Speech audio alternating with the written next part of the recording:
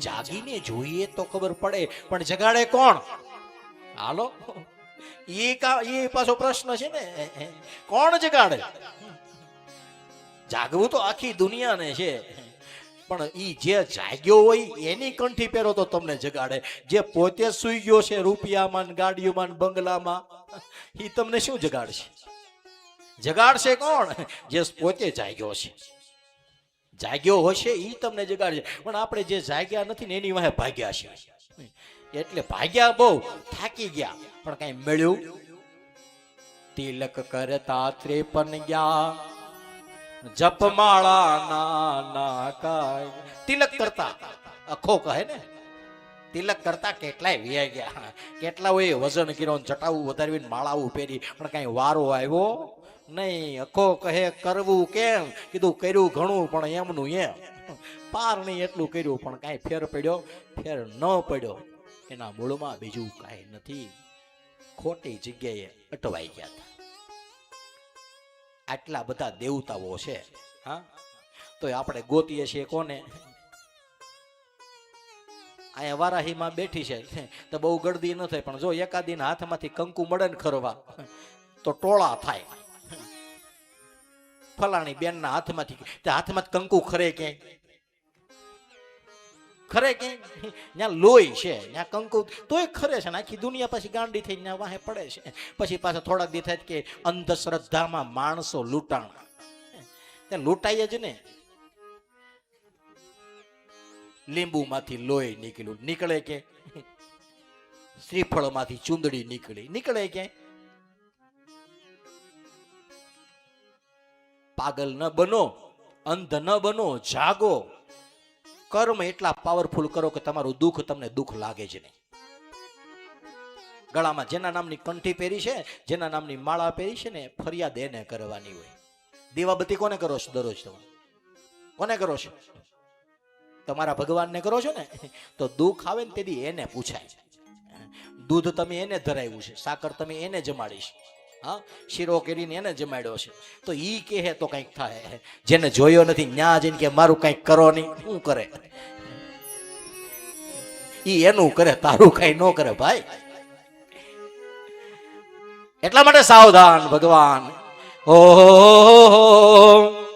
ગાવ, કર્મનો સંગાથી રાણા મારા કોઈ. ઓ કર્મનો સંગાથી રાણા મારું કોઈ નથી.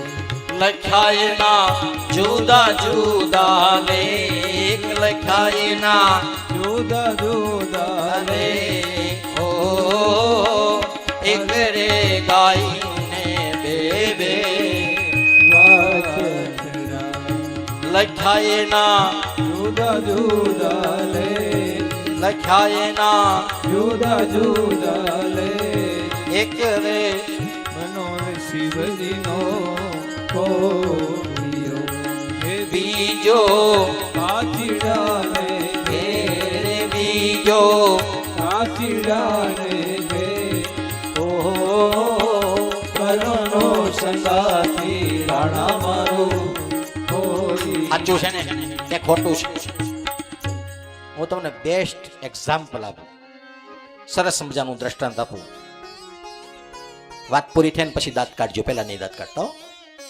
હા, હું તમને એ કહી દઉં ક્યારે દાંત કાઢવાના, ક્યારે આમ કરવાનું, ક્યારે તેમ કરવાનું, બધું ફૂલ લેશન. હા, આપણા દેશના વડાપ્રધાન કોણ છે? હે? નરેન્દ્રભાઈ મોદી, બરોબર છે ને? એ જન્મમાં ત્યારે બીજું કોઈ જન્મવું જ નહીં હોય. જન્મ્યું છે ને, નરેન્દ્રભાઈ મોદીનો જન્મ થયો તે દિવસે કોઈ તો જન્મ્યું છે ને જોડે. કેટલાય જન્મ હશે, તો બધાની એક જ રાશિ આવી હશે. એ સમયે જન્મ હશે, એના જન્માક્ષર એક સરખા જ હશે. તો કેમ બીજો નરેન્દ્ર ક્યાંય દેખાતો નથી? કેમ દેખાતો નથી?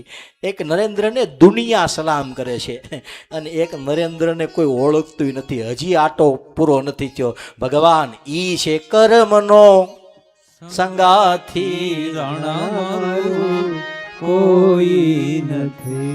કેટલાય વાડ જોઈ જોઈને મરી જાહે તોય વારો નહીં આવે, ગુજરી જવાના છે કે કાલે વારો આવશે. પણ આ જ્યારથી ગાદીએ ચીડ્યા છે ને ત્યારથી જ્યાં જાય ત્યાં કોઈના વારા જ નથી આવતા.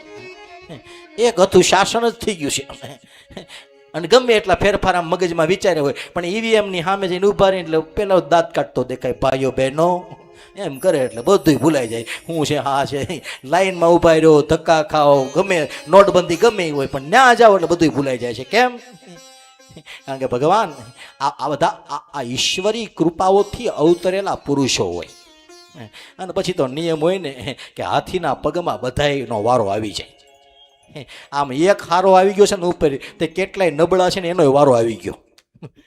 એક ઉપર હારો બેઠો છે એમાં કેટલાયને વાર આવી ગયા. નકર આપણે એને ઓળખીએ છીએ કે અહીંયા બટન દબાવ્યા જેવું નથી, પણ છતાં એમ થાય કે ઓલો ઉપર છે ને એનું ધ્યાન રાખવાનું છે, આનું કંઈ કામ નથી. આપણને ખબર છે કે આ કંઈ કામનો, પણ છતાંય ઓલા હાટું આને વાંચવું પડે છે. એટલે ઘણી વખત એટલે કર્મનો સંગાતી, એટલે આ તમને દ્રષ્ટાંત આપ્યું કે એવું આ તો શાશ્વત તાજું દાખલો કે જન્મું તો હશે ને કોઈ એ વખતે પણ છતાં બીજું કોઈ દેખાતું સાબિત થાય છે કે પૂર્વના કોઈ કર્મના યોગે કરી અને આ વ્યક્તિ આ જે એક સત્તાનું એક સામર્થ્ય ભરેલું એક પાત્ર મળ્યું, એના મૂળમાં બીજું કાંઈ નથી ભગવાન, મૂળમાં બીજું કાંઈ નથી, એના પૂર્વના કર્મ છે.